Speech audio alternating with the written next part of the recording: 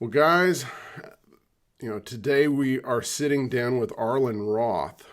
Besides being a solo artist with many, albums to his name, a sideman to everyone from the late John Prine to Simon and Garfunkel, and probably best known as an educator, as one of the original guitar educators through his books, which I have an original printing of his complete electric guitar book from the early to mid 1980s to the, oh golly, do you have any idea how many different videos you did for Hot Licks? Hot Licks, hi, Zach, Yes. nice to see you. Nice to see you out there in Guitar Land, folks. Hot Licks, we did approximately 220 or 230 videos. Right. With about 180 artists. Yeah. And what that allows for is the fact that a lot of artists did 2 videos for me, and I did like 46 videos, because it was my company. Right. If I had 1 hour left in the session, I'd be like, oh yeah, I'll bang out rhythm and blues guitar, or I'll bang out string bending. Arlen was always the one that could, I started with my stuff, obviously. Yeah. First sessions were me, and also John Entwistle did a bass video for me. Right. So that was how we started. And of course, we had been an audio company at that point for 5 years before I did videos. I started the company in '79 with my soon-to-be wife, Deborah, at that point. And, no gigs were happening. I was entering a lull. I had just done the Phoebe Snow tour. And I was sort of doing for about 10 years, I had this 6 months on the road, 6 months home kind of thing. And then all of a sudden the phone stopped ringing. And I wasn't going to get another gig that quickly. I had Garfunkel in '78, Phoebe Snow in '79. I was still teaching whenever I was home. I had a loft in the city, in New York City, which was right beneath the World Trade Center. I was a block from the World Trade Center. The World Trade Center was straight up. That's what you saw. And the sun would come out between them. That's when we would get sunshine. And so I was there. I was living with Deborah, and I said, we're broke. We've only got, at that point, we only had like $2,000 left to our name. And I said, I'm going to start that instructional company that I always wanted to do, because I had conceived of it many, many years earlier, like about '73. Yeah. And so I started it with audio tapes. You hear the audio tapes, you hear the horns honking in the background and all the noise around that downtown New York area. But when my teaching chops were hot, I'd jump in after teaching like 5 or 6 students in a row. I'd jump into the bedroom where I had the used tape recorder, and I'd start doing these reel-to-reel, lessons. And Happy Traum, I had worked with, of course, Happy and Artie Traum for a long time. They kind of gave me my start in Woodstock. And I was going to do a whole series of more. I had done a slide guitar set for him of 6 tapes. So I decided that I would keep that kind of pattern going, where they'd be series of 6 tapes, sort of beginner through advanced, whatever, Nashville guitar, blues guitar, slide guitar, how to play guitar, how to clean your guitar. Yeah. whatever. But I did a lot of that stuff. And then I had some friends. I got to play on the Garfunkel tour. I got to become good buddies with John Jarvis, the great piano player. Yes. So he did a series for me, a 6-tape series on rock piano. Jerry Jamot did a bass one. Tal Farlow did an audio. He's like, "This is Carolina Slim." Hi, everybody. This is Carolina Slim. And then Jerry Jamot kicked over this big brass thing that we had for our tea. And he goes, "And notice the addition of percussion in the background." You hear me laughing. So we kept all the outtakes are still in there, It's like I can't do Hot Licks bloopers because the bloopers are all there. Yeah, already. They're already there. They're already there. They're the bloopers. So, but then we got into video when I was doing the Crossroads movie with Ralph Macchio and all that in 84, 85, that period. That's when we went into video. So we were the first ones to do video. And it was just a natural progression. I figured, okay, there's enough VCRs in the world now to justify the switch over. But at that point, we already had about 140 or so audio tapes before that. So I've been busy documenting forever, Yeah. So what inspired you originally to do this? Because you said you'd have like in 73. So what was it that part of it, you probably saw that gap in the marketplace because it was like there was Mel Bay and there really wasn't that much else. And there was the Mickey Baker book, but there weren't that many things out there. What can you learn from the Mickey Baker book except? No, but it was a natural progression for me because I was doing so much teaching to supplement my income and teaching, touring like that. So the teaching always stayed up for me in its importance, and also the fact that it taught me what I was all about. I'm like, I wrote my slide guitar book when I was 19. And I'm like, how do I know this stuff? I'm this kid in the Bronx who's been listening. Yeah, I was listening to blues for, at that point, probably about 8 years or so, and listening to everybody else too. My musical influences were so broad. And I loved just, how you get into at a certain age, you're just absorbing and absorbing. You can't believe the rate at which you're absorbing things, So I'm falling in love with all these guys and Son House and all these people, and Robert Johnson and Elmore James. And before I know it, I'm playing that, I used to take my mother's lipstick cover and play slide with it when I was like 6, So already I thought slide was an easier way to get around guitar playing. Maybe I saw Alvino Ray on TV or something. Right. But, doesn't matter where you're from, you get all this stuff, all this input, and I would try to tune in the far off radio stations. I want to hear some country. I want to hear some slide guitar, some steel guitar. I love blues as well as country at the same time, and R&B too. So I was getting all these influences from all sides. So I figured, okay, I'm gonna start teaching. I was teaching. Kids would come up take the subway to my place in the Bronx. Sometimes I'd go downtown to give a couple lessons because there were these 2 beautiful girls on 81st Street that I figured I'm better off going to them. And so I would teach them, and at $25 an hour, whatever it was, and I'd be taking the subway for 4 hours. It didn't matter. The world was my oyster.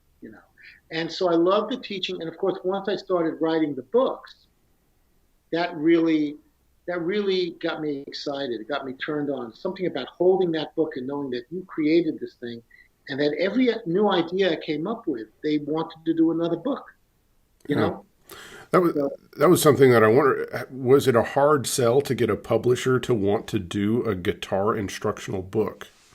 Well, no, not well. Of course, the first 3 books I did were for a music publisher. It was for music sales for Oak.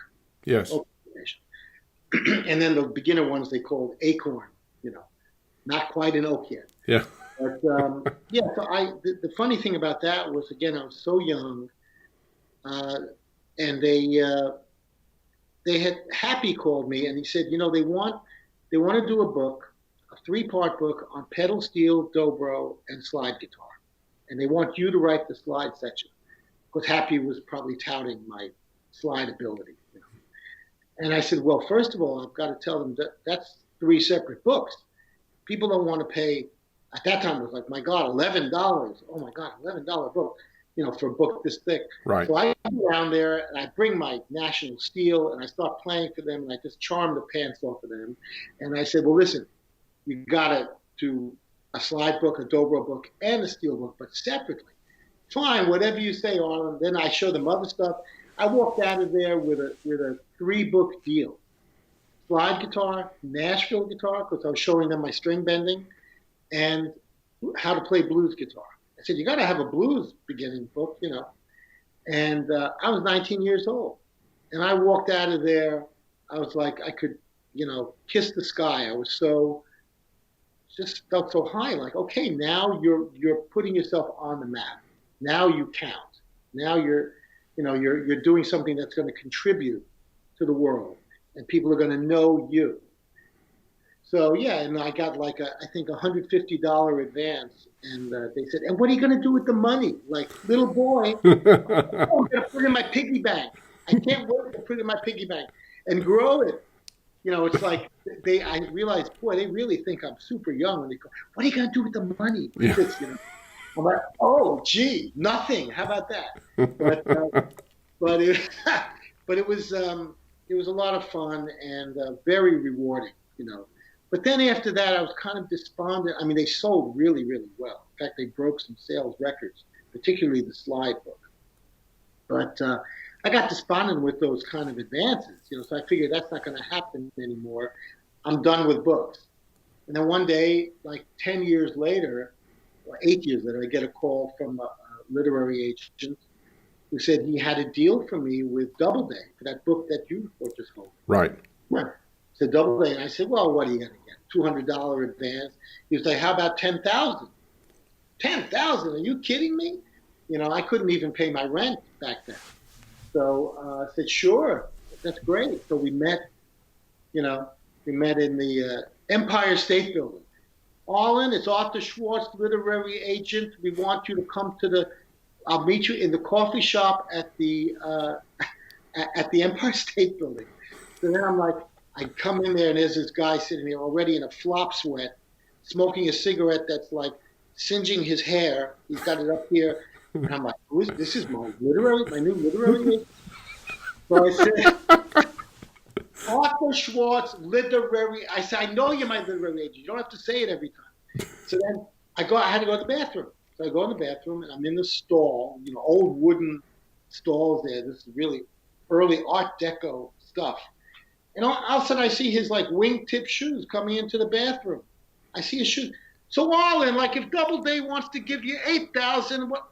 I said, well, step into my office. Come on, step into what a meeting this is. Follows me into the bathroom and starts talking about the book. I said, wait till I get out. I think it might be a good idea. Step into my office, Arthur. Yeah. So anyway, but he got me, actually after that, he got me several deals after that. The book people would always say, Arlen, but can we meet with you next time? Could tell him not to come here anymore. There was some kind of problem that the women would have with him. But he was a little bit of a crude guy, but he was hooked into that world. And so that after that book, then I did, a few for Macmillan. Shermer was very respected music book publisher. So right. They all had music wings. The Doubleday one was tough because actually, believe it or not, even Jackie Kennedy, worked on that book. She was an editor up there at that time. Yes. So yeah. She had a hand in that too. And then when I took that cover, I'm sitting there with like a kerchief in my pocket. The photographer was like, "You're sitting where Princess Grace." That's right. Princess Grace was just in that chair. So I'm like, "Oh, no wonder I've got a kerchief." Yeah. I'm like, "What are you doing to me?" But they wanted a classy look, so there it was. I was just going with it. Like, it's so exciting when these things are happening for you. Yeah. And it's not a corporate ladder when you're in music. You have to make it happen yourself, and your reputation kind of leads you forth. So that next thing you know, you're getting different calls and different different things like that, which is how I first got known, even up in Woodstock in the early days. Yeah. So one on this book, I just want to comment that of course it's the mid 1980s. There's no internet. There's basically Guitar Player magazine. Early 80s. Yeah. 82. Early 80s. There's basically guitar magazines, and there's this book, and then there's the Mel Bay stuff. There wasn't that much. And in this book, you not only you talk about a bit about the electric guitar, you talk about effects, you talk about amp. The majority of it is is lessons and licks and things like that. But also there's recommended listening, where you recommend Clarence White and Steve Cropper and all these things that I wasn't aware of. And so I mean, Cool. so this was a big book for me, and it really kind of it opened a lot of different doors for a kid from South Texas that basically I mean, yes, I was exposed to Stevie Ray Vaughan and heavy metal and conjunto music, and so it was a big eye opener to get this book and learn more about of course vintage guitars, learn about R&B and country music that I wasn't really exposed to. So it was a big Well, deal. it means a lot to me too, because people are always writing to me saying, you had a huge influence on me. I didn't play guitar until I saw Crossroads. I didn't, all these different stages in people's lives. Yeah, And I realized, yeah, those are the kind of letters I could have written to the people that influenced me. Like, I wish I could have met Clarence White. I yeah, got to really meet Roy Buchanan. I never got to meet, Roy Nichols or people like that. But these people had such a big effect on me, you know. And all you got to do sometimes is just hear a little snippet of somebody. Next thing you know, they're your influence. yeah. It's not like I went through trying to learn everybody note for note. It's like you get a snapshot. I was too busy creating my own style to worry about sounding like anybody else. But you'd hear a little something, like Clarence was doing, all the. And I figured, well, that had to be his fingers. I could tell it was something mechanical, bending the string, because I already played pedal steel, Right. but I had not yet played a Fender with the strings through the back. I had a 52 Les Paul, which I still have. So I'm like, and he didn't get credit on that album, on the Younger Than Yesterday Right. album. There's no credit. Time Between and Girl with No Name, the two Chris Hillman songs, and Chris Hillman brought him in on those sessions. Exactly. I'm like, all this bending, I was influenced by Zalyanovsky, Clarence White, all the guys doing these little hammer-ons. As John Sebastian says, your Floyd Kramer guitar. Exactly. Yeah. So this suddenly turned into.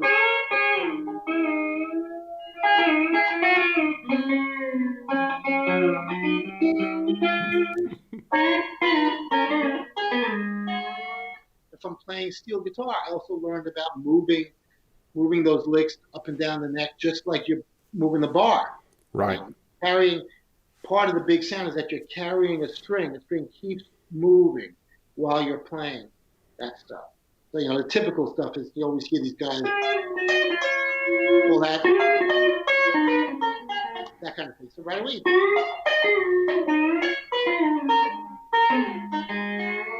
turn it into bending. Yeah. And so bending is a wonderful substitution for hammer-ons and all that stuff. But I figured, well, I got to be real precise, because that guy, whoever that guy is on that record, I found out later was Clarence White, is using some kind of device to bend those strings. So, to this day, I do have one bender that these wonderful guys from Scotland made for me, the Mackenzie string puller. Okay. It's the high E, the B, and the G. Dang. There's a clip of me playing at the Danny Gatton tribute at the Birchmere. I decided to debut that there. So I played regular guitar, but I also used it on a couple of songs, because I did a long set that night, and I had the 3-string bender. The nice thing about the high E is that you flat it and come up. You can come up, so you Right. can do contrary motion things. It's very much like a pedal steel, but you kind of have to stand on stage motionless and just stand there and step on the pedal. And I like to be able to move around. Right. I don't like being, attached to something too much like that. I want to be able to feel free on stage, But Yeah. performing is my first love, really, Let's hit on something that you mentioned, kind of in passing, in that you have to make it happen. Mm-hmm. Tell us how you make it, how you've had to make it happen in your career. Oh, well, I mean, yeah, to have to make it happen. No question about it. You can't predict what's going to go on, but you can force the issue if you have the confidence. Now, at a very young age, I had a lot of confidence when I went up to Woodstock, the town of Woodstock. Yeah.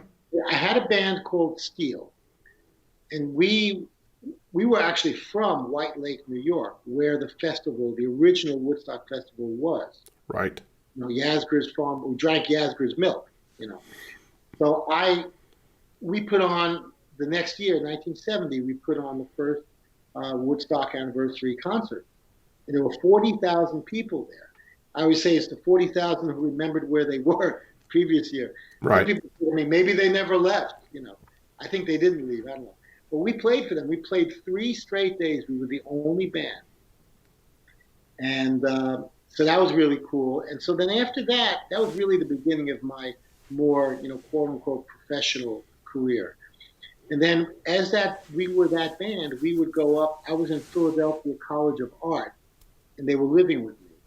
One of them was, my roommate, and the drummer was living with me, Roy Faber. He was living with me. And so we were very dedicated to having this band and being in music, and we were so young. I was 17. So we would go up to Woodstock and we'd sit in at clubs, like Buzzy Featon had a band there called Bang. There was a place called the Sled Hill Cafe. And I come up, I'm like, can we sit in your break? You're having it. He's like, okay, man, but be careful. You plug into his amp. Be careful now. Be careful. And then I remember one time we played there, it was so flooded. We had to all stand on milk cartons so we wouldn't get electrocuted. Standing there playing. That was a good time to use my string bender. But sitting at the bar, there's Paul Butterfield. I'm like, I really want to impress Paul Butterfield. Yeah. He had nothing but the best guitar players. Mike Bloomfield was my hero. Yes. And I'm like, man, I want him to listen. He's like, hey, you hear this kid? You hear this kid over there? This kid? Like I'm watching him saying that. And he's sitting next to Paul Siebel, who's also a wonderful songwriter. And a friend of mine recently posted about that night, and she said that Van Morrison was there at the bar, which I don't remember Van Morrison being there, but she said he was there all dressed in denim, so she remembers what he was wearing, so it must have been there. Yeah. But, I forced myself to get out there and be heard. And there was another restaurant there called the Joyous Lake. They got to be pretty legendary, too. And I just jump up on stage with people. I remember one night I went up there and I was jamming. I think it was with Rick Danko and a bunch of other people. And this guy in the audience, a total stranger, just stands up and he goes, let's hear it for the lead guitar player. Let's hear it for those licks that he's playing up there. And they were like, yeah. I realized that people were really hanging on every note, So it was, that's the kind of, positivity that you need at an age like that. And I knew that the way I played was different than other people, that I had something to offer even at that age. So I would go up and be heard. Next thing you know, the phone would start ringing. John Simon, who produced the band, Yes, called me up for my first session in New York City, 1973. And I was playing basketball out in Queens with some other people in another band that I was getting ready to tour with the Bee Gees. And I get this phone call, and I had just torn my ankle. I'm playing basketball. I tore my ankle up that day. And next thing you know, I get a call that you got to be down at RCA Studios now. And I'm like, oh, great. So my father, I was still living at my parents' house in the Bronx. My dad took me down to RCA. It was this great session. It was for an album by a singer named Rachel Farrow. Okay. And I remember when I was doing the Paul Simon thing years later, Cake Man, I ran into the great timbali player, the Latin Puerto Rican player, Tito Puente. He was on that album. You know, blah, blah, blah, Wow. blah, blah. That's all I ever played. Blah, blah, blah, blah. So I said, Tito, you know, we're together. We're on the same album there. He goes, some chicks, probably, right? Some chick. Yeah. It was some chick. I said, you're right. It was some chick. So it's just so funny. But I said, yeah, it's great. It's true. It was a chick. But, you know, that session was great. I mean, they had to carry me around. Harvey Brooks, I remember, and John Simon, they walked me to the bathroom so I could go to the bathroom. Again, another bathroom story. Oh, I got a book for you. So they put me in the bathroom, and I'm, you know, but Harvey Brooks was playing bass, and Dave Holland was on the upright bass. There were all these different players. Jack DeJohnette on drums, and it was all live, all cut live in the big RCA studios. So exciting. Yeah. And I was like 20, you know. So there were, you know, I guess you got to be a part of that Woodstock scene when it was going on, when the band was still there, and Albert Grossman and all the people he was managing, and you couldn't rent an apartment unless you said you were working for Mr. Grossman. Oh yes, I'm with Mr. I wasn't with him. You work for Mr. Grossman? Yes, I work for Mr. Grossman. Oh, you're in. He like owned the town, you know. Yeah, and you talked about Buzzy. Was Robbie Robertson still around, or had he already moved on to L.A.? They were all around. Sure, this was 1970. Yeah, 71. They were all there, and I remember when the band would release a new album. Like I can remember when they came out with the album Cahoots. Yes. I think it was maybe their fourth album or something like that. It was after Stage Fright, and you'd be in Woodstock, and like every bar was filled with hundreds of people just listening to the new album. You know, I remember this girl saying, "I love those little horn parts in the end, da da da da da da da," and like everybody's, you know, like studying it. It was like a new, exciting thing that's released, you know, and I'd see the band from time to time. I didn't know at that point one day I'd do an album with Levon Helm, you know, which was unbelievable experience to work with him. Yeah. What a world-class musician and guy, you know. But, yeah, you see them around town, and I got to meet Rick Danko years ago when I was in college still in Philadelphia. There, go out to a restaurant at night, and there was Rick Danko and Garth Hudson. You can't miss Garth Hudson. Yeah. Wherever he is, you know. And I start talking to them. And then years later, I see Rick at the Joyous Lake at that restaurant. He goes, "Hey, man, I remember meeting you in a restaurant in Philadelphia, and you were even wearing that cowboy shirt." And it struck me as such a surprise. At that moment, I even forgot about that. I'm like, oh, yes, he was right. You know, and because he'd go from like kidding around all of a sudden to very serious. I remember meeting you because he talked to Blue Streak to me that time. And we talked about the Woodstock Festival. He's like, we don't like outdoor concerts. You know, right away, the band had their thing, you know. Yeah. But such unbelievable musicians. I mean, that group, my God. If any group could have the name The Band, the perfect name for them. Yeah. Got it, you know. What? Was Robbie an influence on you? No, not at all. Yeah. Oh, Yeah. No, I mean, no. I never considered him sorry, Robbie. I never considered him a great guitar player or anything, but I loved his songs. Yeah. I mean, Night They Drove Old Dixie Down is probably one of the greatest songs ever written by far. Yeah. And talking about pure genius of songwriting, you know. So in that sense, yeah, of course he's an influence. Yeah. All influences, you know. Yeah. I remember being at Ronnie Hawkins' house when I was on tour with John Prine. We're like, we're going to go up to Ronnie Hawkins' house now. You know, I had this 000 Martin, 0018, 1939 that I had just bought from Ry Cooder when I was in L.A. with John Prine. Next thing you know, it's 20 below zero, and we're up in northern Canada, northern Ontario, and I left that guitar in the car. Oh, damn. The guitar was fine. I said, well, if that guitar can survive that, it's going to be okay. And that guitar was a big acoustic for me for like about 30 years, you know. So yeah, talk about John Prine. I mean, John Prine, you know, one of the, you know, great songwriters of the last, you know, 50 years or so. And you know, at what point were you touring with John? 75. Okay. He was doing an album with Steve Cropper was producing it, and like when Cropper just played on this new album of mine, he's being interviewed for the movie, and he goes, "Well, I wish I had some Arlen Roth stories, but I guess, he was busy while I was busy." I'm like, I got plenty of Steve Cropper stories. He just doesn't remember that I was there.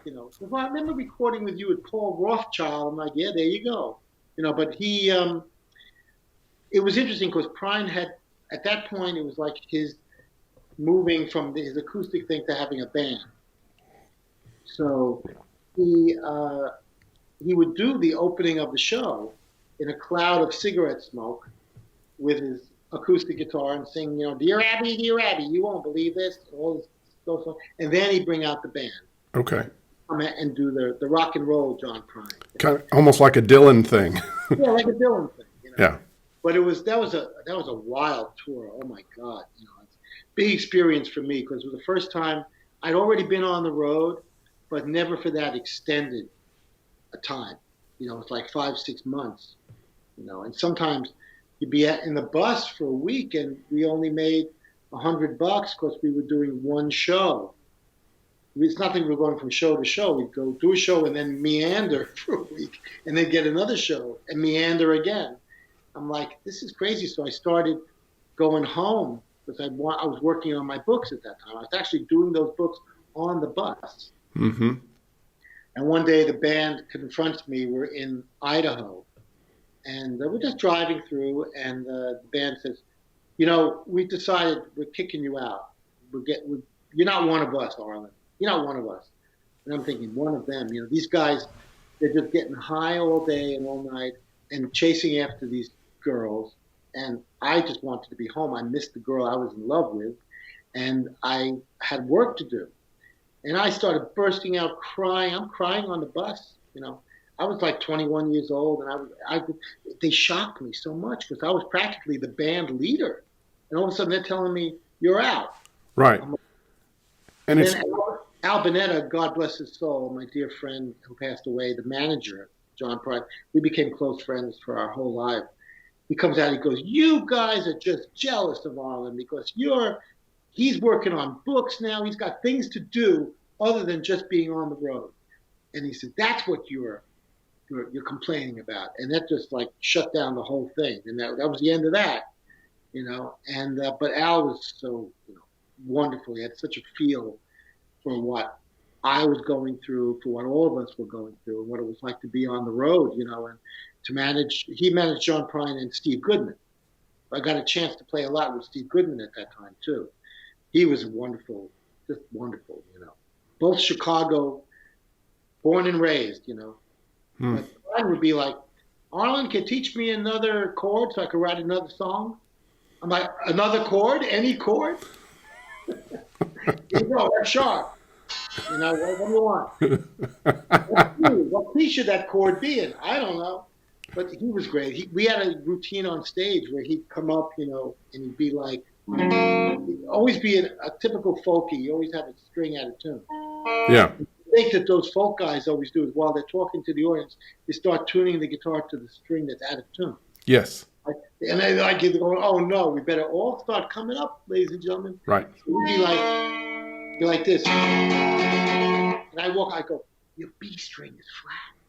He goes, "I don't know what that means." Right. He says, "Well, Arlen, just reach behind me and start tuning." So he would start playing, and I'd be like, I come behind him.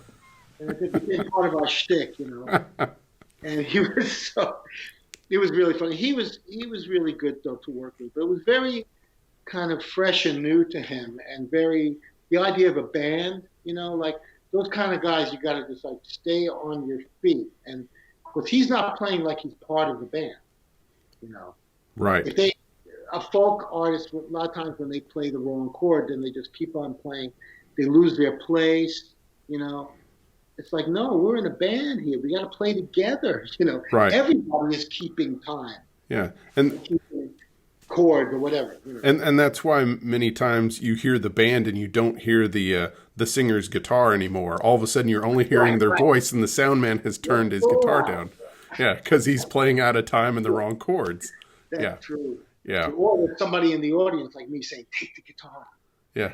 That happens. That happens a lot. Yeah. So yeah, with Prine's earlier, he had done some stuff with Atlantic, and like Reggie Young had played on some of that, but it was still more subtle, like volume swells and things like that. It was still kind of folky stuff, and then it went on to more band material. Yeah. Yeah, yeah. It was very interesting. I mean, the tour was rough because they canceled it 6 months before, so it flip flopped. So we ended up doing Canada in the winter and the Deep South in the summer. Ugh. I mean, I can remember places where we played where I actually went on stage with no shirt. Yeah. Because it was like 120 and we were indoors. And we were playing with the meters, Yeah. with the meters in Baton Rouge. And, just all those wonderful, I mean, that was one of the great things was that we would always go out and jam with people and play with people. And, I remember one night in Louisville where other guys in the band ended up in jail. Something happened where they ended up in jail, some fight in the alley or something, and it was a big thing to be on that tour. And then when I came home, I realized how high strung I had become from that tour. You start snapping at people and yelling at people and like, oh my God, what's happened to me? Yeah. Like on this plane of like high energy stress that I'd never known before, but you can't recognize it because you're too in the thick of it. Right. That I learned a lot on that tour. One day our bus got stolen back by the people who leased it to us. Al, look out your window, your bus is gone. We're in Austin.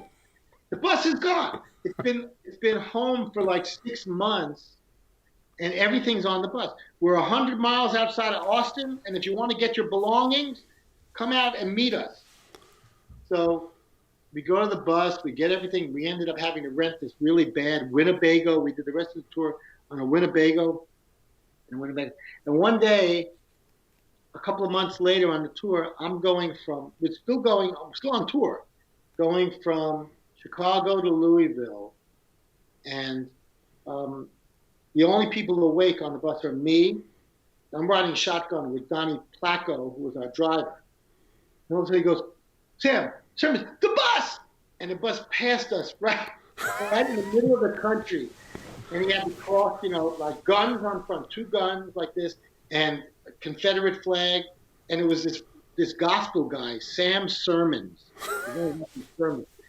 And there he was. And to this day, none of the guys in the band that I've ever believed that we really saw the bus. They said, no, it's impossible. It's like Phantom 409. And it was amazing. You go, the bus! And it just kind of zoom like that.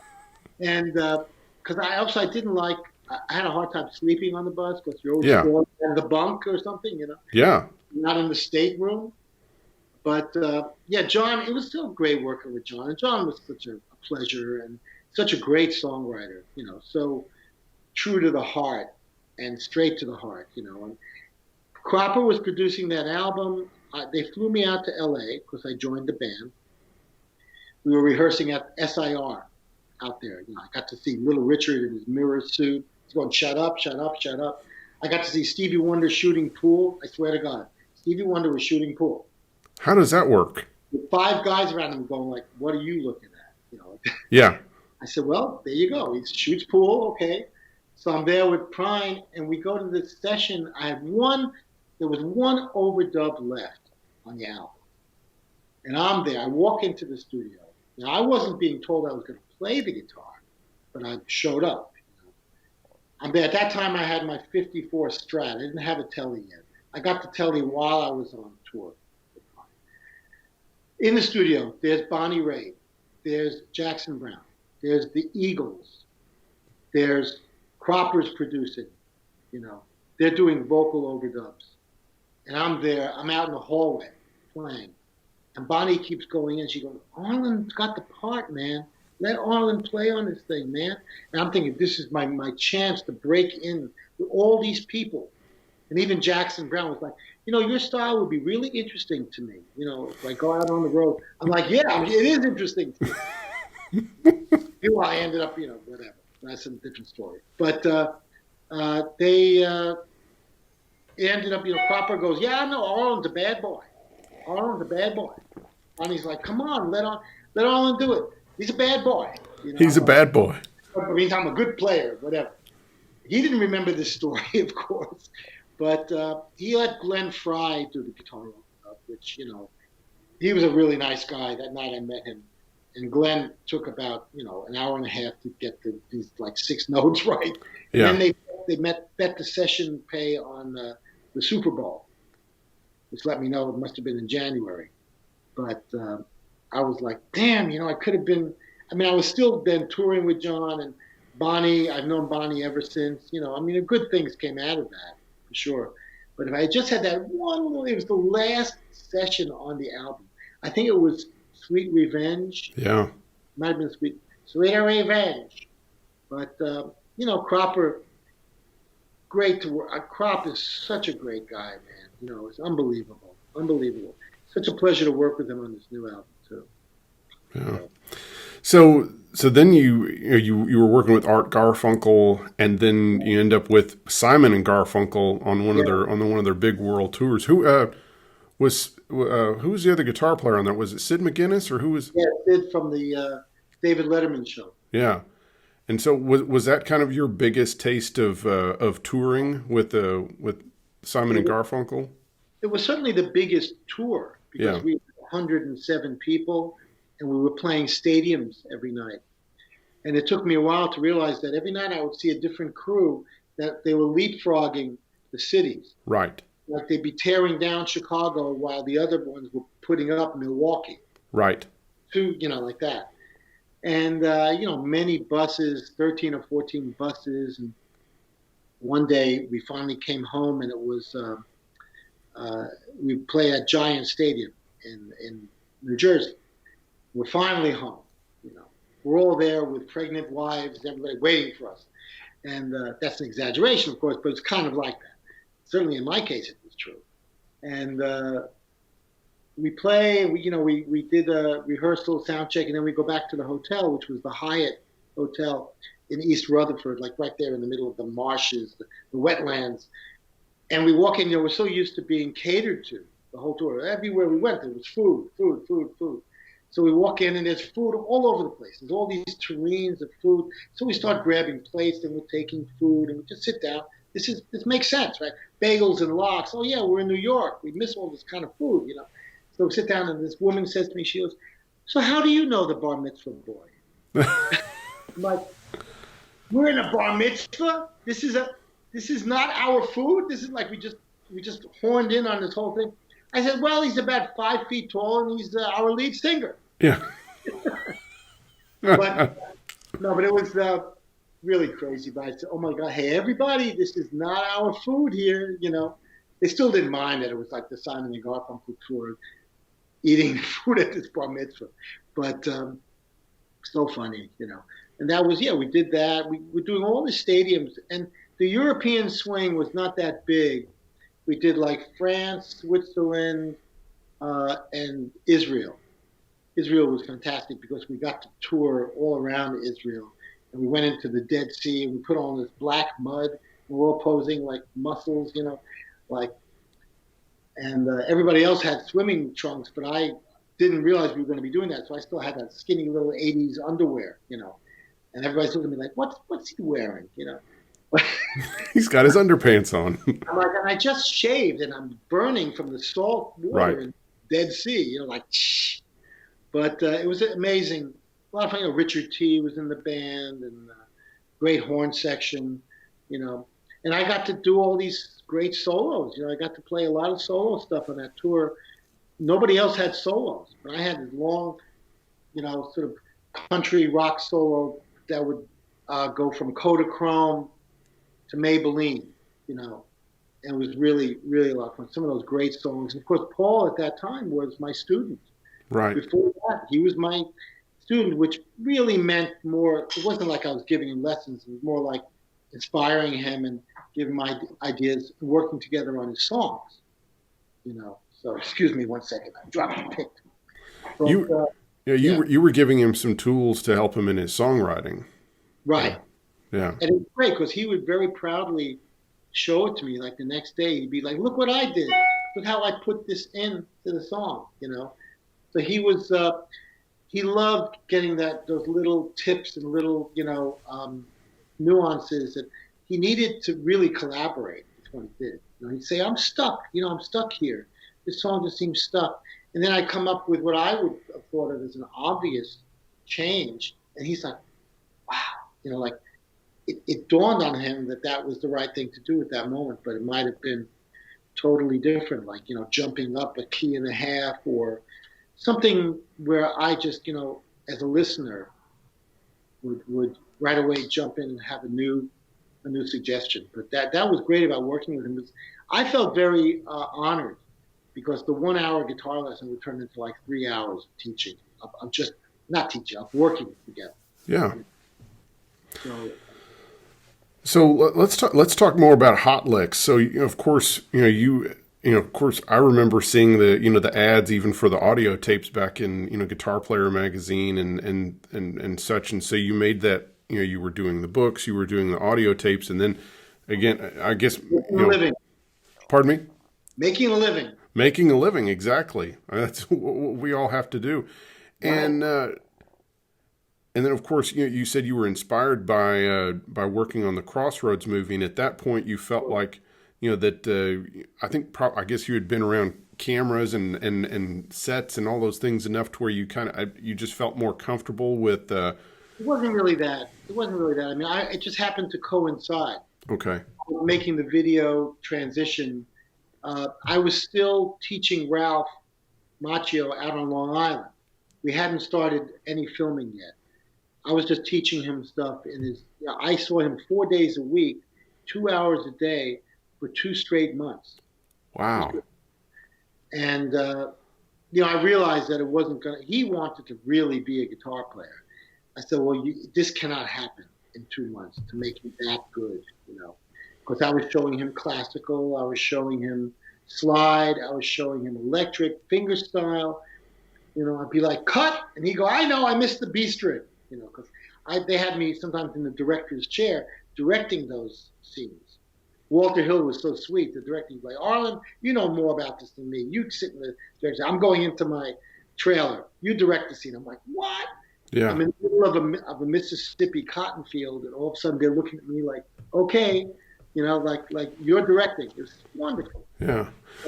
So on this, you're the only guitarist on the set. You're doing that, and then of course, Ry Cooder, worked on the soundtrack, and then of course there is the scene with Steve Vai.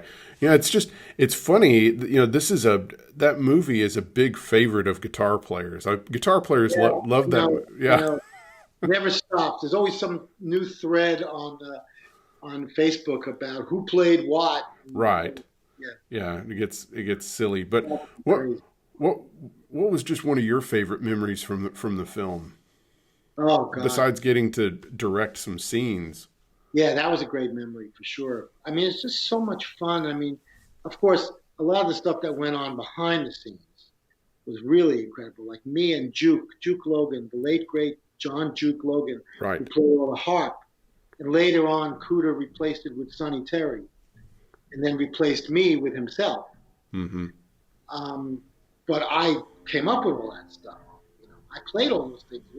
I think one of the most exciting and most wonderful, memorable things was just being in the middle of that cotton field and that silence at about 6 a.m.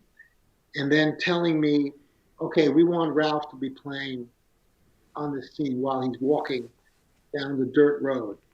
So I had a little battery-powered PV amp that I found in the local music shop there.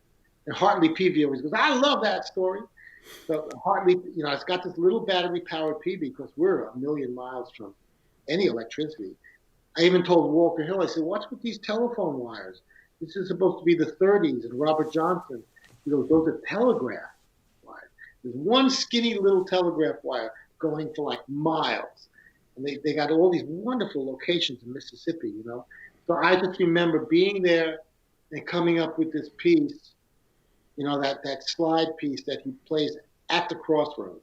Yes. Leg bar and all that stuff. I did that, and I just remember then the whole in that air, and the recording engineer going, "I'm just going to record some air now. Everybody be quiet." And he's just like getting the sound of the air, and it was total silence, just wind.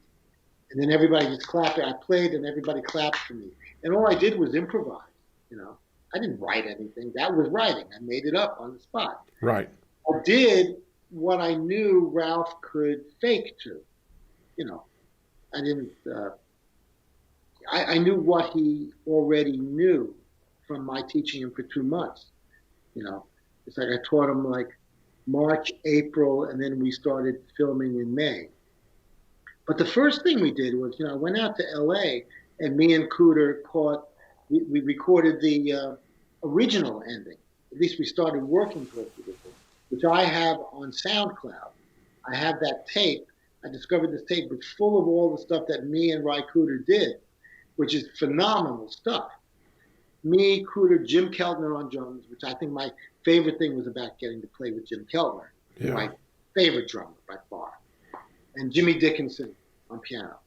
And I'm like, this is heaven, I'm in the studio with these guys, and I had stuff with Cooter before then, like 5 years earlier, but it was fun just doing all that stuff. And when I found that cassette, I said, well, I got to post this stuff on SoundCloud. It's got thousands and thousands of listens, because that's the original ending. And then Walter Hill was there, the director. He goes, it's not enough of a boxing match. I said, oh, here we go. He wants it to be the Crossroads. He wants to be the Karate Kid. Yeah. So sure enough, enter Steve Vai. He's going to be the wise guy. He's going to beat up the kid on the guitar. And I'm like, oh, I was not a fan of that happening. But of course, if you take it for what it is, and you've never seen anything other than that, you say, okay, there's the movie. It's a little bit of a cheesy ending, like, oh, he can't reach the highest note. Oh no. Yeah. It's not a trumpet movie. It's not about trumpet. Yeah. Alice, I'm going to make that highest note. Ralph Cramden, The Honeymooners. Right. No, but it was a little bit silly, but it was a lot of fun, and I got to be good buddies with Steve Vai. As a result, we had to get thrown out because we were laughing and giggling too much, just carrying on. They threw us out. I said, man, this guy is so relaxed. It's his first day on the set, and we're already getting thrown out because we're laughing too much. And Shuggy Otis was originally, there was a scene where Shuggy was the guy that you saw getting defeated as Ralph enters. Okay. And it was great because I went to Shuggy's house. He did like an audio set for me, for Hot Licks. Just went to his house in LA there and recording. We had such a great time together. And then that ended up on the cutting room floor. I was so sad because I said that would have really, brought back Shuggy in terms of like the public awareness of him. Yeah. So that was a shame that had to be cut from the movie. Yeah. But, a lot of great scenes and great memories. It's so much fun. Did you have anything to do with the choice of him playing a Telecaster, or was that something that? Sure. Oh yeah, I told him it had to be a Telecaster. Really? Did you find that one, or did the? Yeah. Yeah, we found it in Mississippi. We found it in a pawn shop in Yazoo City. So it was like it looks like it's a late 60s, like 67, 68. Yeah, something like that. I have the stand-in. I have the Esquire that was a stand-in for that guitar. Yeah. I have two. So I have it. It's all signed by everybody. Great memories of all that. And they made me a special Crossroads strap. It's Crossroads AR. We really got to be a family. When you're doing a movie, especially on location, it's an experience like no other. Yeah. Just a blast. And me and Juke every day would be like, okay, it's your turn to ask the director. We'd be like, do you need us today? You doing no music today? Great, all right. We'd go off and go to pawn shops and guitar shops and just travel around Mississippi, Like, hello, Ugly Duckling, rent a car. I get a car from Ugly Duckling. Yeah. Then I'm in this like 72 Chrysler and headed down this road where I could see for 100 miles there's nothing. And I'm like, I don't know if I want to take this car down this road. I do not know. We could break down. And then at one point, my wife came down. You know, we were hanging out there a little bit, and of course, we'd go back to L.A. Like that scene where they're playing at the end, where they're doing the head cutting thing. That was the club in Mississippi that I went to go see Albert King. And I played with Albert King. And in fact, Albert was supposed to do a video for Hot Licks the next day. And I had the whole film crew ready to go. I had money flown in for Albert, and he just split. He just left the next day. And I remember I was talking about that to Stevie Ray. Stevie said, no, he didn't. He didn't forget. He didn't forget. He had to do something. Stevie's like, don't talk about Albert. I went, no. Oh, he has problems with you and Rye. We're going to get you on the phone right now. We're going to call him right now. We're going to call Rye. I said, it's 5 a.m. in L.A. Don't call Rye, please. You know, he's like, we're going to take care of this right now. You know, Stevie Ray wanted to make peace with everybody. It's great. Yeah. So sweet. Such a great guy. And one of the coolest things actually that ever happened, and some of this is even on tape in those SoundCloud things, where Ralph saw me go to a club there in Greenville, Mississippi, and play, and see, and would sit in with like Son Thomas and all these different blues guys down there, and they would give me a hard time.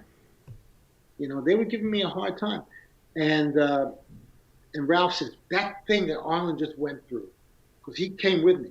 He goes, I want that in the movie. I want that in the film. Yeah. The scene where they say, you got some balls to come in here and play, you little white kid, blah, blah, blah. And that was based on what I had just done like the week before. Yeah. And Ralph said, I want that in the film. And it happened. That's fantastic, because that's a great part of the film is where you're not getting accepted because of the color of your skin and geographic. Yeah. It was really happening. It was real life that was going on while we were making the movie. It was like oozing its way into the film, and that was really exciting. Yeah.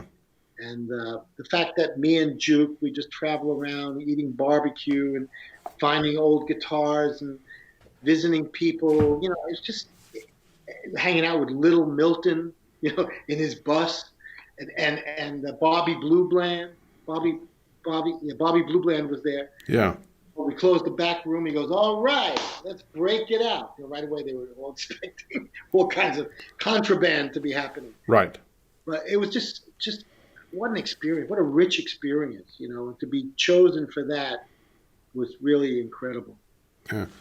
So the next, you did Hot Licks. So then Hot Licks becomes videos, and it blows up. And of course, you're doing videos that are you teaching, but then you also start doing a bunch of videos like you indicated. You had Entwistle and Jerry Jamot and all these guys, and then it blows up, and then you've got everyone from like Mick Taylor to Leroy Parnell and David Grissom and Cornell Dupree and James Burton and on and on and on. I mean, I just saw this guitarinstructor.com, and they have this thing, new lessons with James Burton. I'm like, really? Yeah. And I click on it, and it's my video. It's from like 1985 or whatever it was. It's my video. It's Hot Licks. Yeah. Well, Hal Leonard now has the distribution and all that, so that's how that all happened. Right, and I guess they're leasing it out to guitarinstructor.com or something's going on. Yeah. Whatever. Somehow it trickles down to a few pennies from me and for James. Yeah. But that was the greatest joy of all, was working with all those artists. Yeah. Because you're getting to actually work with some of those artists, and I'm assuming there was a fair amount of pre-production going on, because there was a lot of thought put in. There wasn't? Not too much. Really? Because, some of the videos at other, I guess, competitors at that point, it was more of them, the guitar player just coming up, this is my solo off of such and such, and I'm going to slow it down. And there were actually concepts and different things that were taught in the Hot Licks videos, and it came across that there was a little more pre-production and thought put into them. So, I mean, it's amazing how I was really on top of it all the time. Like I made sure that most of the times I would have like one meeting with the person, or sometimes it was like right before shooting the video. Like out in LA, I was doing one with Joe Pass. Yeah. And Joe Pass, I have to go to his house, and Joe Pass is there by the swimming pool with a giant watermelon. And I said, well, we start off with like, you tune up, you show him. He said, oh man, do we have to do that, man? He's like, really? I got to show them. I said, you're not showing them how to tune. You give them a note to tune to. So you're okay. So then, like, we do the video. He's like, well, I don't know. This was in tune from the factory. I don't know, like, right away it becomes a joke. Yeah. But after that, I kind of, I try to just keep them focused along the way. Early on, with people like Mick Taylor and Lonnie Mack, and even John Entwistle, I'm actually on the video with them. Right. With them. And then at the point when I did the one with James Burton, I said, you know what? I'm gonna throw questions at him, but then I'll take my questions out. Right. Because James was very nervous about. He felt kind of tongue-tied. Like, what do I say? I was able to draw this out of the players because I'm a natural player just like them. We don't have somebody that's going to be like, okay, read this, read that. No, it's like, how did you become? It's like Buddy Guy. Buddy Guy was a hero of mine. Yeah. He's going, you tell me what to do. You're the boss. I'm like, Buddy Guy's telling me I'm the boss.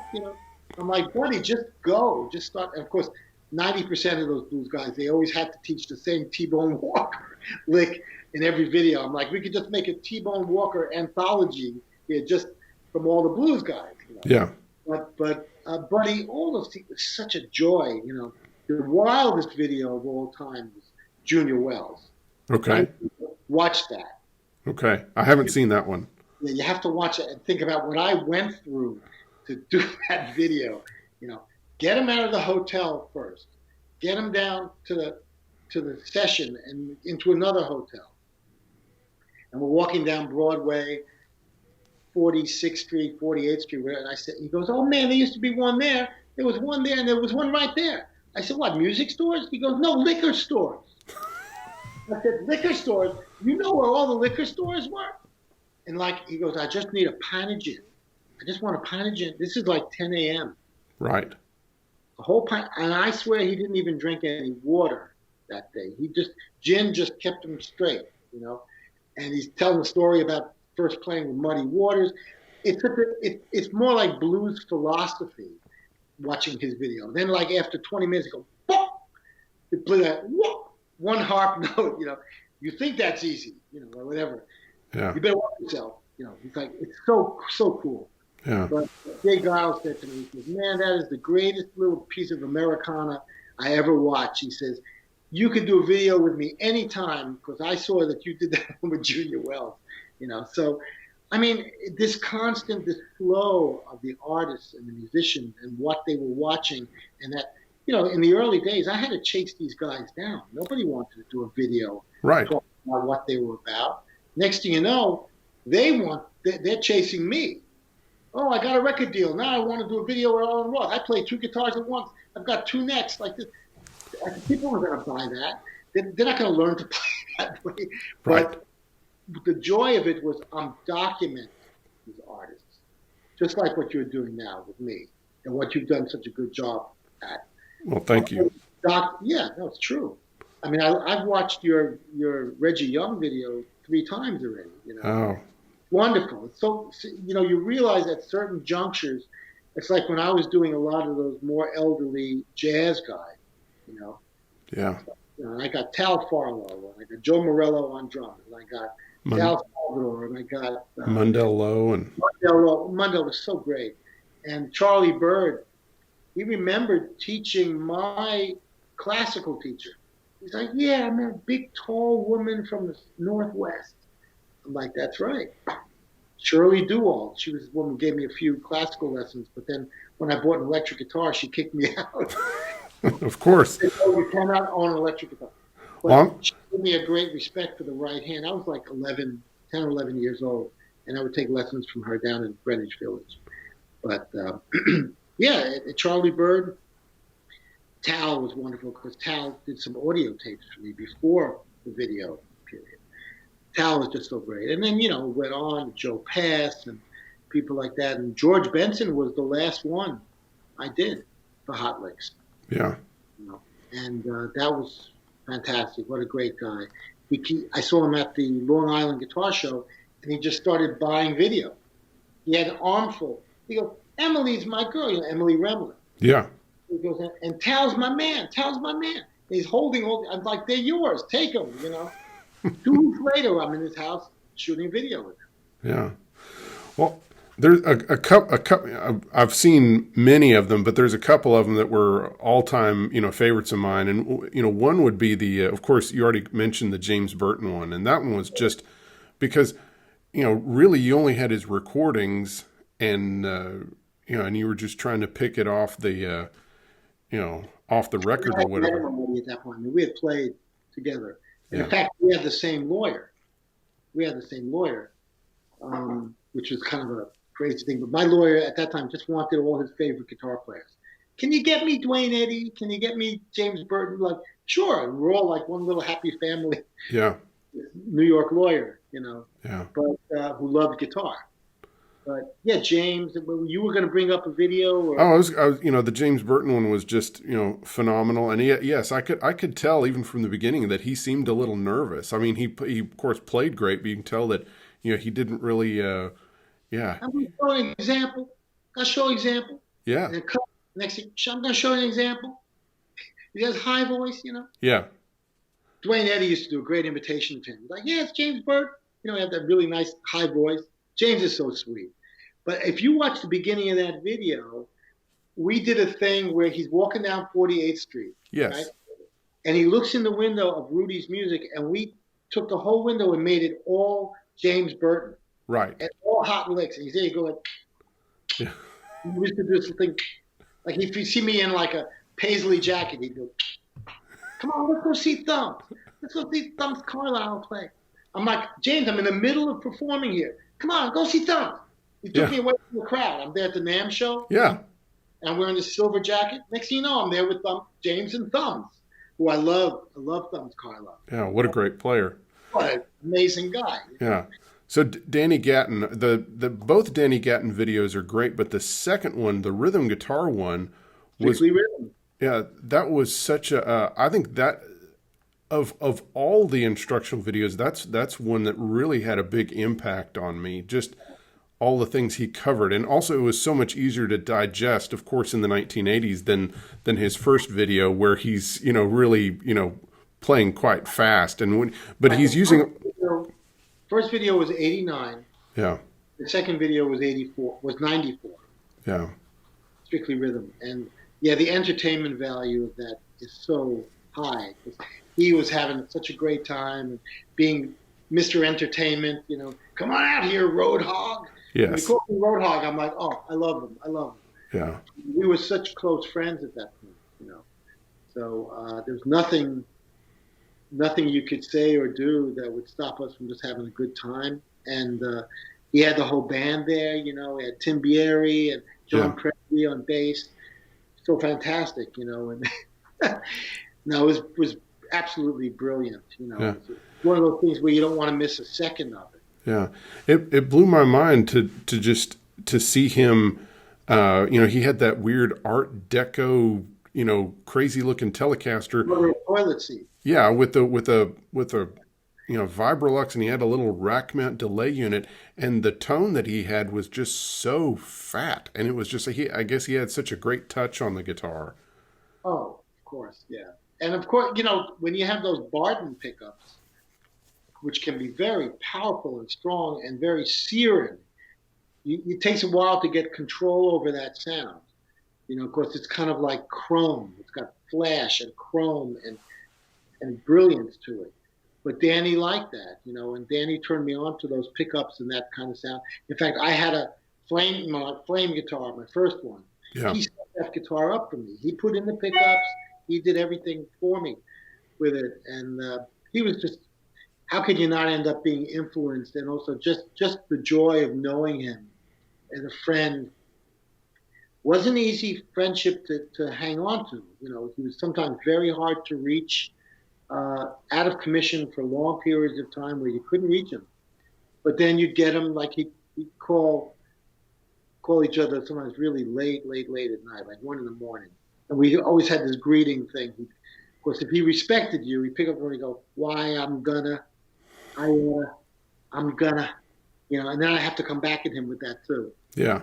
He said, "Is it true that Jeff Beck can play all that stuff like Scotty Moore?" I said, "Yeah." He goes, "Why, that lousy." Like he'd do that. It's like something from a cartoon or something. Why I oughta.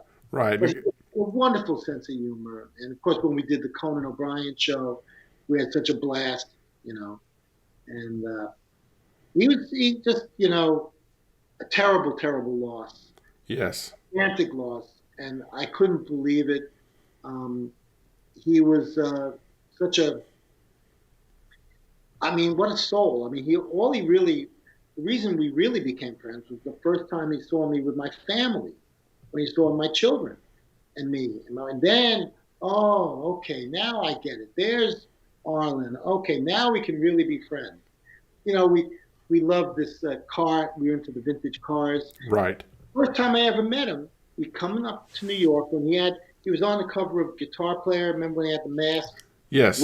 World's best unknown guitar player. Such a terrible thing to pin on him. But and he said, "Well, you got a Buick Skylark?" He's like, "I got the wheels for that car." And he was playing at the Riverside Memorial Church in New York, in Manhattan, on a snowy winter's night with Jack Cassidy, and also Yorma was there. Because he and Jack Cassidy went way back in D.C. They were buddies with Jack Cassidy, from Jefferson Airplane and Hot Tuna. And then he goes, he shows up with a beat-up pickup truck, and 4 wheels in the back of the truck, and it's snowing like mad. And we're sitting in this truck, he's smoking a cigarette, and we're negotiating for the wheels. I'm in the middle of Manhattan, and I'm negotiating for 4 hot rod wheels, 4 Kelsey Hayes Skylark wheels. All right, it'll be $450, whatever, And then that's it. We worked out the deal, and then we go in and we play the gig. That's the first time I got to hear him play in person. I didn't know much about him except I kept hearing his name all the time. Like I would get called on sessions in New York where they'd say, "We're trying to get Danny Gatton, but Danny Gatton says we should use you." So he was throwing me work, or like I played on some Kentucky Fried Chicken jingle or something, But I would always hear about him also from Cesar Diaz. Yeah. Caesar was like, "Don't be like Danny, man. Danny just cares about cars, man. You play the guitar. Don't do so much, get out there and play more guitar. Don't just get into cars like Danny," because he was making it sound like Danny was doing too much of that, Yeah. But that was his escape. That was his another hobby. Same thing with me, Except I won't mess up my hands doing it. He and Jeff Beck were showing me all the, broken nails and black thumb from hitting it with I said, "I'm not going to do that if I'm a musician." Yeah, cuts on your fingers and stuff like that.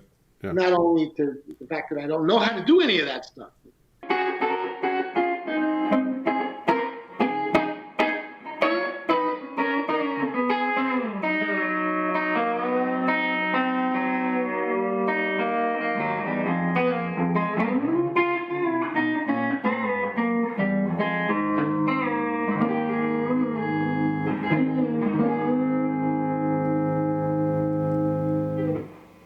So Telecasters. So when did you kind of fall under the spell of the Telecaster and just had to have one? Well, I always knew that when I used to go down to 48th Street all the time in Manhattan, I always knew that when in doubt, you could always get a Tele for $180. Everything else was getting very expensive. But the Telecaster was like a working man's guitar. You could always fall back on buying one of those.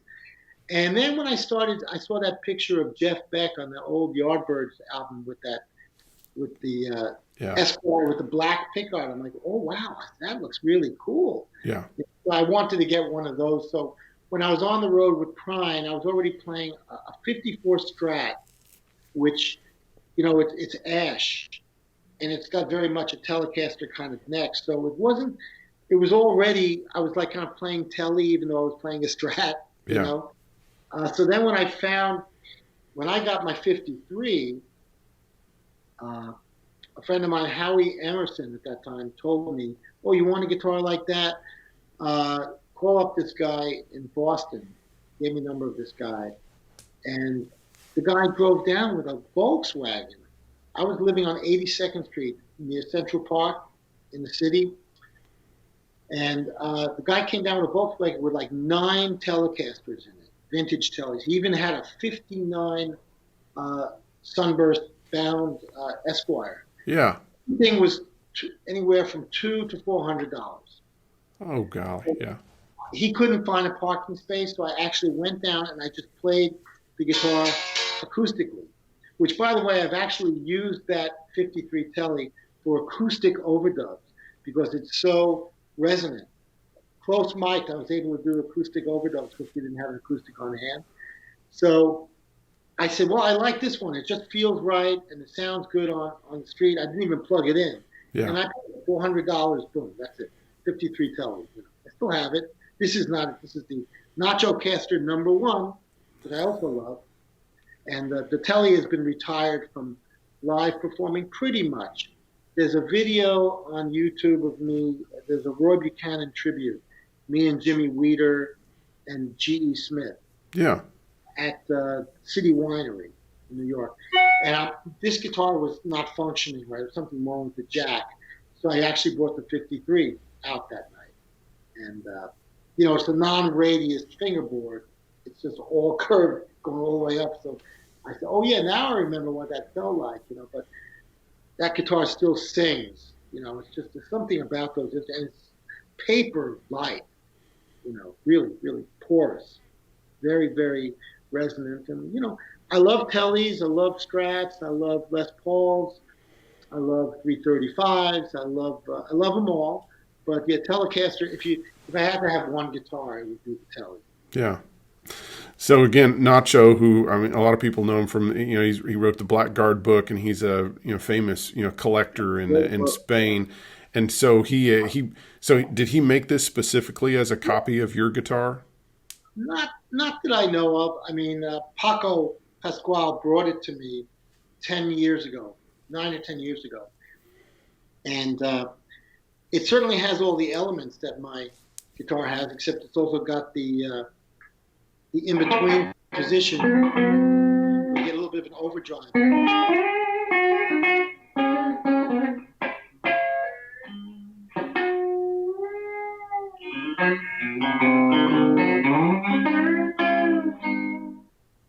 happens is those two pickups end up in series. The bass.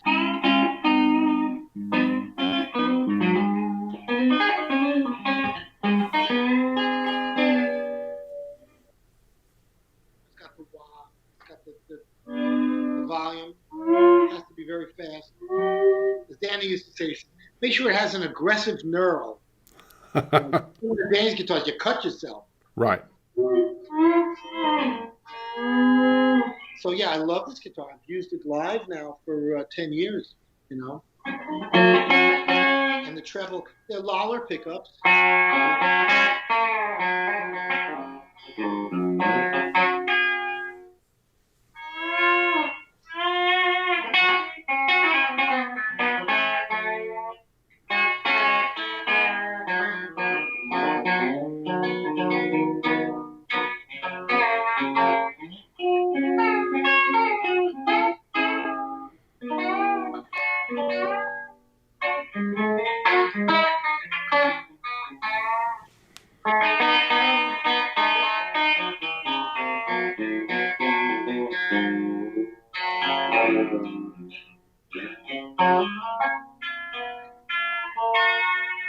Yeah, I really love it. It's really worked out well for me. And it's just, you're not worried about that you're taking a $40,000 guitar out on the road. Right. But still bash it and beat it up like I did my 53 for years. Yeah. But it's Telecasters. It's just something. I think they really got it right the first time. It's amazing. Isn't it incredible that first three basic electric guitars are what everything is kind of like still playing off of, you know. And I love my 52. I love the early Les Pauls too.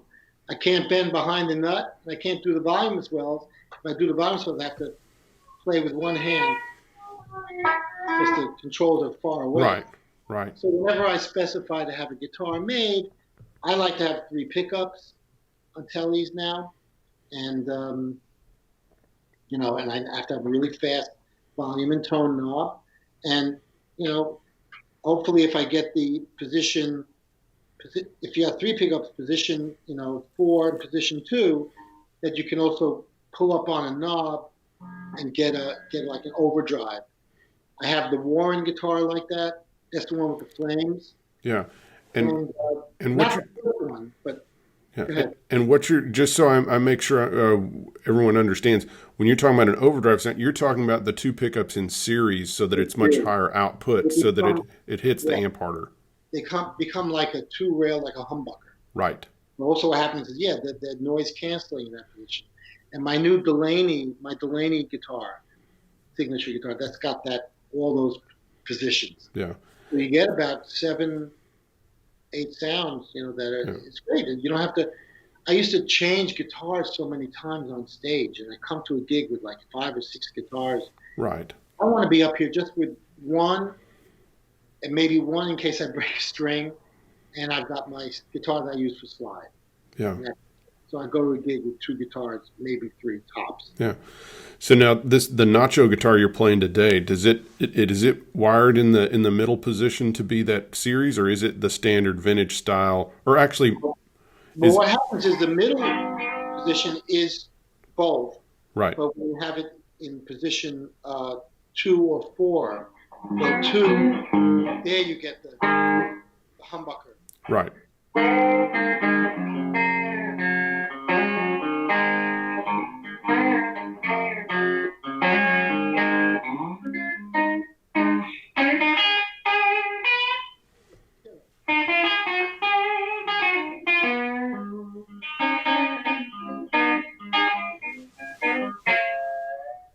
Yeah, you have again. You mentioned it earlier, but your classical guitar teacher. You have a really good right hand technique, and sometimes you'll palm the pick, and just use your fingers, and sometimes you use pick and fingers. I don't totally palm it. If I palm it, I put it down. Okay. The guy once did a video for me like that. He goes, "Here's how I finger pick. I put the pick here, and then I said, why don't you put the pick down? You're gonna do that for an hour? Yeah. Here's how I finger pick. Here we go. No, but I do the pick and finger. Hybrid. Yeah. I didn't know it was hybrid. They called it that in Guitar Player. I said, oh, I'm using a hybrid picking. Yeah, but like if I want to do the, well, Danny was great. Country flamenco, right?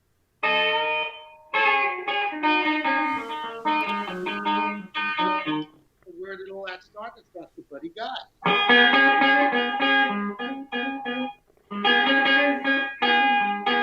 said, what about this? Let's play in both horns.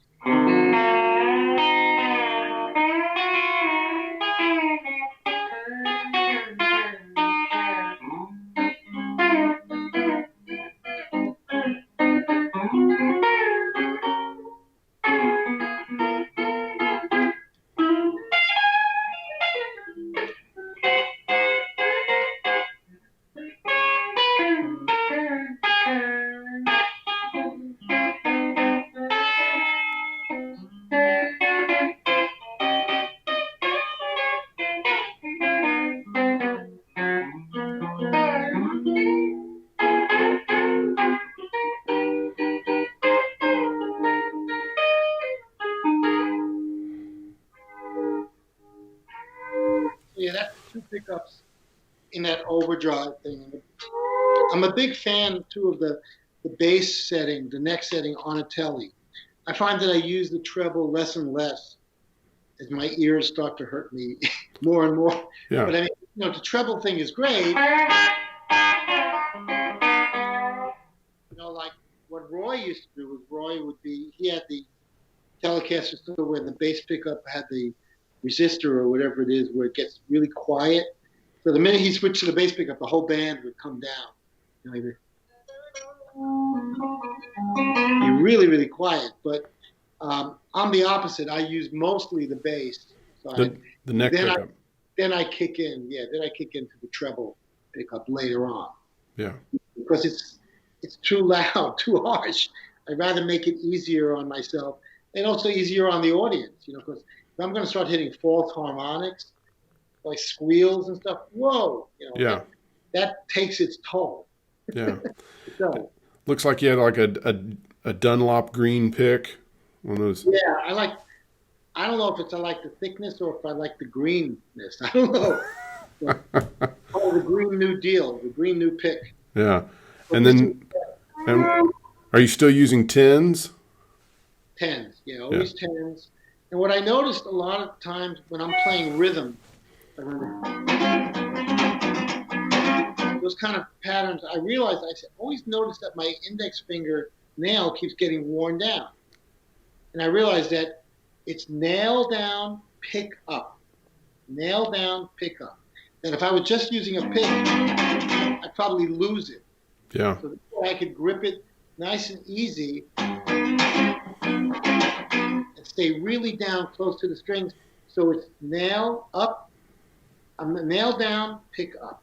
So the pick is like just sticking out of the side there. Right. I didn't realize that for years. I was doing that,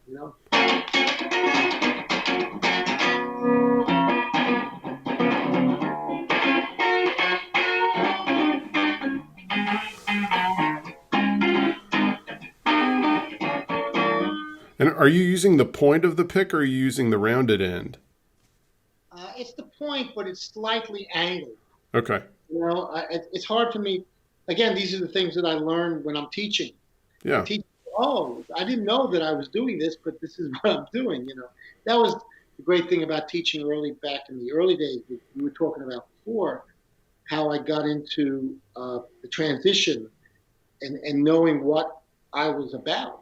I had to know what made me the player I was at that time, whatever it was. Like when I was playing slide, I didn't realize I was doing all this wonderful blocking and damping. Do you want me to show a little slide? You want to? Sure. Yeah, it's okay. I'll switch. Yeah. Different guitar. It's right here. It's close by. Yeah, good. But yeah, the slide stuff is also a very big part of what I do and what I've been teaching over the years. And I've been using this with the Oahu pickup for a pretty good time now. I have many different guitars I use for slide, but like a nice heavy brass slide,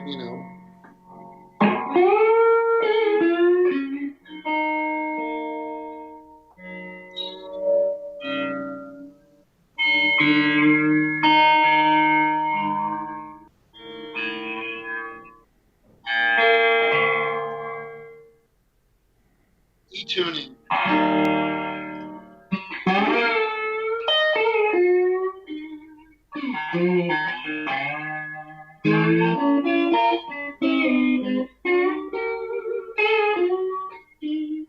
So, I'd be teaching somebody, I'd be like, well, how is it that I could just go for that B string and know that it's the only sound I'm going to make, because you're dealing with a foreign object here.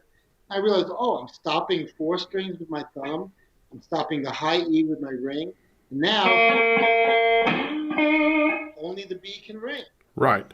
Then as you're introducing other strings, then your hand allows that. Yeah. So I'm moving down the scale, and that's turning into a teaching video, right?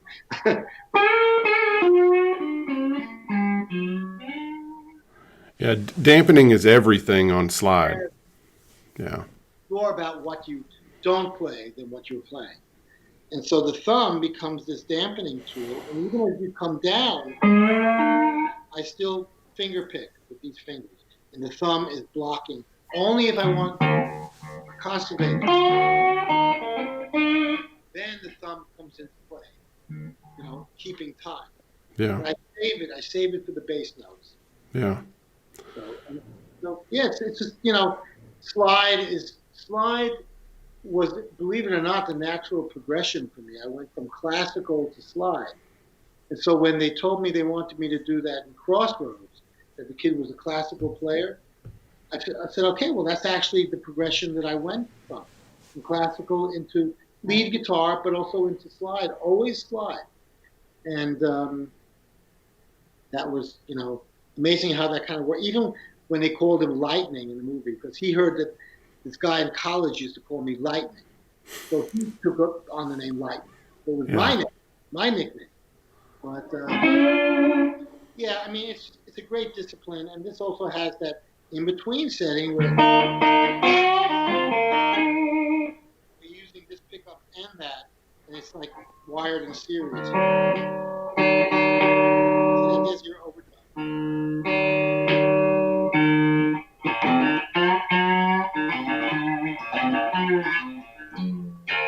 Yeah, the thing that Ralph plays at the Crossroads, that's the thing I recorded when I was telling you about that memory.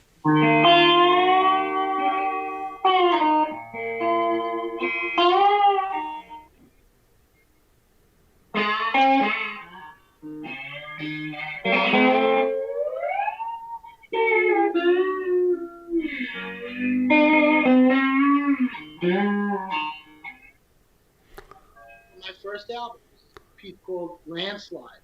I just made it up, and Ralph heard that. He said, "That's what I want to play at the Crossroads." So that was when I recorded it that morning on that little PV battery-powered amp. I still have all that stuff. I have like the pig nose from the movie, and so many great things. That was an amazing memory for sure. Yeah. One lifetime kind of occurrence. Yeah. Let's close out talking about you did a recent album on featuring all Telecaster players and then and wow, You mean this one? You mean this one? Yes, that one, Arlen. Ladies and gentlemen, go out and buy it today. Go buy it today. Come on.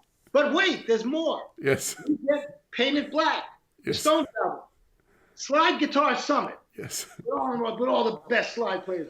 How much would I pay for that, Arlen?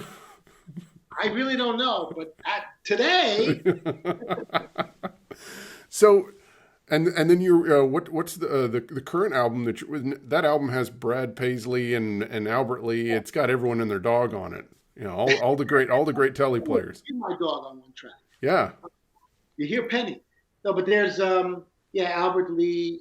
I wanted to have James Burton on it, but my dear friend James Burton, he was going through losing his son. Yeah. Wonderful Jeff Burton, who I Yes. played with at the Danny Gatton tributes as well. And he was just a wonderful guy. So James was going through hell like I've been through. Yeah. And it was like I've always wanted to do a part 2, just so there's like certain people I really want to get on that album as well. I had to stop at some point. Yeah. Like at one point when it was very hard getting Brad Paisley to do his thing, I was going to have Duke Levine, who I love, is a great player. Yes. You did a really nice interview with him. And so maybe that'll be on part 2. Who knows? Me and Greg Martin, we've already been talking about a part 2 of the Slide Summit, which, as it turns out, that was the final thing that Johnny Winter ever recorded. We did Rocket 88 together. Yeah. What a great album. That was a blast. Leroy Parnell and all those guys. I mean, Cindy Cash Dollar, David Lindley. Lightweights. Just all lightweights, yeah. Yeah. Jack Pearson. Oh, God, what a pleasure to get to know Jack Pearson. Oh, yeah. Like my favorite guitar player now, and what a great guy, just been a great singer. And so he's on the new Tele album, too. They interviewed him, for the little film they did on it. He goes, well, Arlen knows I like Teles, too, so he did this album. I met him on the Slide Summit. It's like, how does he talk? Because the mustache blocks the speaking. So Yes. is he really moving his lips? We don't know. But I think you sure know it because Jack's just the best. Yeah. All those guys. To me, the joy has always been to be with my peers, to play with my peers. That's all I ask, and to have the respect of my peers. That's how it started in the beginning with Hot Licks. Yeah. It's like, we'll do it for you, Arlen, because we like the way you play too, and we like working with you. So good. It's not like you're doing a video for me. It's like we're doing this together. Yeah. With Hot Licks, it was years before I even let on that it was my company. I just wanted to be one of the guys. What better tribute can you have than to be right next to John Entwistle and Steve Morse and boom, boom, boom. That's what makes you elevated to the right level that you want to be. Not like Arlen Roth presents. No. Yeah. Like everybody will be like, oh, you mean this is your company? I didn't know that. Yeah. And I'm like, well, good. That's how I wanted it to be conceived. Yeah, and it takes a certain amount of humility to spotlight, other players all the time. And for me, kudos. I learned from all these people. You sit down with Brent Mason and first Brent was getting kind of pissed off. He didn't like the fact that I had the toughest song on the album was for me and him. The song called Roadworthy. And he picked it up like it was like nothing, which I knew he would. Yeah. But that was so much fun, it was so much fun. Because he had done a video for Hot Licks, but I wanted to play with him. I wanted to actually record with him.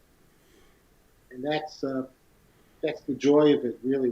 And Tommy Hambridge, such a great producer, produced both of those albums, In between, I did that Rolling Stones, Painted Black, Acoustic Stones. And people told me, I didn't realize that nobody had ever done an all-acoustic album of Stones songs, of all Stones songs.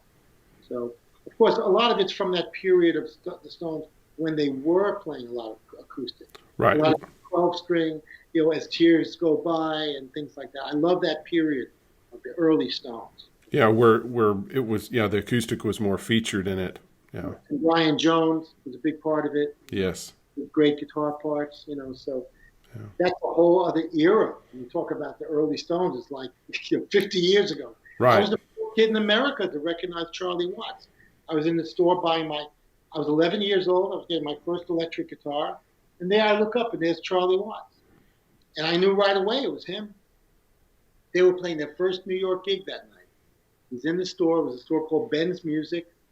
And he's there with some drumsticks. And my dad goes, go ahead. I said, that's Charlie Watts of the Stones. I get his autograph. And he wrote, Charlie Watts of the Rolling Stones. Okay. And then I told that story on the BBC years later in the 80s. I was on the BBC with Stuart Coleman, who was a great producer and a good friend of mine. And the phone rings in the studio, and it's the guy that was with Charlie that day. He said, you were the first kid in America to recognize Charlie. Charlie never forgot it. He said, we thought you were this charming little boy. This charming little boy. Charming. Said, listen, you guys have a gig for me? You need a guitar player? Stone? Yeah. Said, come on. But no, and then he came down that night. I was playing in London. I was giving a clinic, teaching at some pub. Nothing like those pubs in England, boy. It's great. Yeah. We'll get together, you're having a pint and you're talking. It's just, they really know how to do it over there. They have such a blast, One guy said to me one time, he says, you gave a clinic there. We just go there to fight. Get drunk and fight. My clinic almost ended up in a fight. I mean, because what? No harmonic minor? No. The guy was like ready to punch me or something. I don't know. It was weird. That was up in Birmingham, or Manchester, one of those tough northern towns. Right.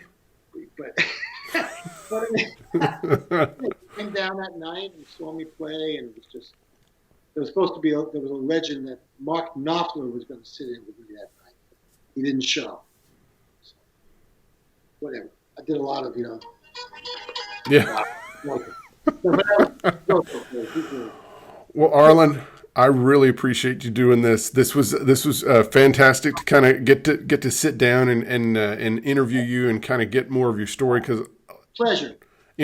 I've learned a lot from you, from your books, from your videos, and your column in Guitar Player magazine, years ago.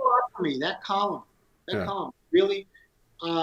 surprisingly, because at that time we were starting Hot Licks, and it was like having a full page ad for what Yes. I'm presenting to people. So people really, Tom Wheeler, the late great Tom Wheeler, told me that was always voted number one by the readership. He said there wasn't even any closeness. It was like number one for 10 straight years. And they Yeah. made a book. They made a book into it called, Hot Guitar. Yeah.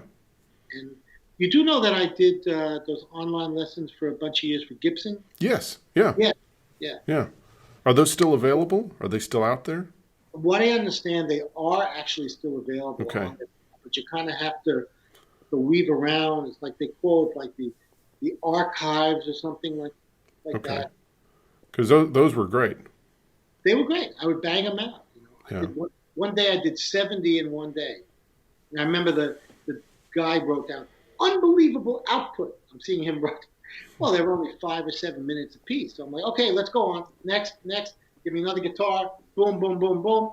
Okay, here's suspended fourths. All right. Everything's a lesson. Right? Yeah. Everything's a lesson. So I didn't have to even pre-prepare. Like they told me to do that, but I just go from one thought to the next, and then they'll slide, different tunings, different stuff. But you can spend 5 to 7 minutes on something, and it could be wonderful. I remember I set a sort of a goal for myself when I did my hot licks, my 150 plus hot licks for guitar, in an hour. And I realized if I could do that, if I could actually really teach them, it wasn't just like here's lick one, here's lick two, actually contains teaching, that I could easily do that for Gibson. They called me up, and I'm like, thank God, they supported me for about 7 years there doing that. I wrote blogs, and I even had a Tuesday afternoon chat, Arlen Roth chat room. That was pretty funny. But it was a great experience to do that. Really, because Ari Sertival, who was working for Gibson at the time, he called me up. I says, we can't find your stuff anywhere, and we can't get any response from Music Sales, who Music Sales had bought my company. I said, well, look, I'll do a whole fresh series for you, and they'd fly me down. And I would do like 50 to 70 in a day. Because at that time, the concept was going to be your lesson of the day. Yes. I'm like, really, lesson of the day? I said, but what if people aren't tuned in? So, then it turned into lesson of the week, lesson of the month, and then nothing changed at all. They were just all there as an archive. But I had done literally 1,000. So you alluded to the fact that you sold Hot Licks a while back, and so do you have any connection with Hot Licks at all anymore? Yeah, I mean, I get some little royalties here and there. Yeah. But the problem with Hot Licks was, after I lost my wife and daughter, that Yes. I couldn't function, and I wasn't a business guy, just somebody who came up with the idea. And my wife was the brilliant one who was able to keep the business running. And once that happened, then everybody was stealing from me. Somebody came in and robbed all the money that Hot Licks was making, and never paid any of the artists any royalties anymore. When the whole company is based on the trust between me and those artists, we're peers. Right. I didn't know the person's pocketing 100,000, 200,000 without even telling me, and telling me, oh, you can't make any money. The tapes are doing really badly. I'm like, okay, whatever you say. People say you're the best. You're the best at what you do, So at that point, I had to sell the company. It took me 7 years just to sell the company, and the company was just sold for what was owed. Just the artist royalties. I didn't make a penny. They kept me on for 3 years as a consultant, and then proceeded not to consult. Right. I'm like, why are you putting these videos, these DVDs out where the guitar is cut off? I said, the guitar is the whole thing. You got Brian Setzer from the neck up and the Gretsch is gone. Right. Oh, yeah, we know. We hate those. We hate those designs. I said, well, why didn't you ask me about it? You're paying me to consult. I was sitting there. I was at the conference table pounding my fist in anger. I said, this is what they look like? And you have somebody else introducing the videos, not me? It's like doing the Beatles without George Martin, for God's sake. You got somebody else reading a teleprompter. Yeah. You know, oh, now we know. Now we know. We didn't know you had Bon Jovi. We didn't know. Yeah, well, look at the catalog. You bought the damn catalog. Yeah, and there's so many titles that have never been, like the Cornell Dupree, or there's so many others that have never been reissued. Mine, like my acoustic A to Z, I did that acoustic, which was only 2 months after I lost my wife and daughter. That was like an autobiographical outpouring. 7 hours straight of video. Guitar players said it was the greatest videos ever made. Like, they said, you need not look at anything else. This is what it is. Still hasn't been reissued. Wow. You know? And I don't know if Lonnie Mac's were reissued yet. No. Yeah, I mean, there's a bunch still that they are going to come out. And now Hal Leonard's doing a great job because they're doing video books. Yes, I saw those. Yeah, that's what they're starting to do. In fact, I did 2 new ones for them. I did a slide guitar one and a finger picking one. So, no, they're doing a good job. Now that it's with Hal Leonard, in fact, Hal Leonard has all my old books now, all the stuff that I did for all those other companies. Right. Now it's all under the auspices of Hal Leonard. So they're doing a good job. Music sales, not so much. Yeah. I was excited about music sales because I'd written my first 3 books for them and we had a nice relationship. But the videos kind of got lost in their catalog. They were just into buying up videos and catalogs, but not really actively promoting them.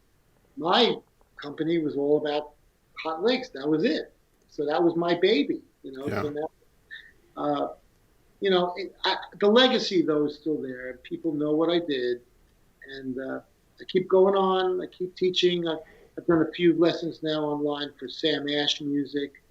They had me do a few right before the pandemic happened, and maybe I'll go back to them at some point and continue doing it. But they're getting tons of views. And, you know, I like passing it on. People are actually used to the give and take of me teaching, so they're used to me as their teacher. So, yeah, you're a great teacher, Arlen, and thank you for all that you've done. You know, for the guitar, you know, for guitar players, for the past 40 plus years, where you're continuing it too. You're part of that legacy, that ongoing thing, and I really appreciate what you're doing. Well, thank you. Goodness, yeah. Well, it was an honor to have you on, Arlen, and thank you so much for doing it, and God bless you. All right, all the best. Thanks for having me. All right. Take care.